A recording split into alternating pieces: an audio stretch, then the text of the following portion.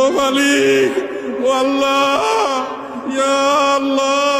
আল্লাহ আমরা আর জুলুম করব না, আল্লাহ আমরা আর জুলুম করব না, আল্লাহ আমরা আর গুনাহ করব না। আল্লাহ আমাদেরকে আপনি গুনাহমুক্ত জীবন দান করেন, আল্লাহ আমাদের তাকওয়ার জীবন দান করেন, আল্লাহ আমাদেরকে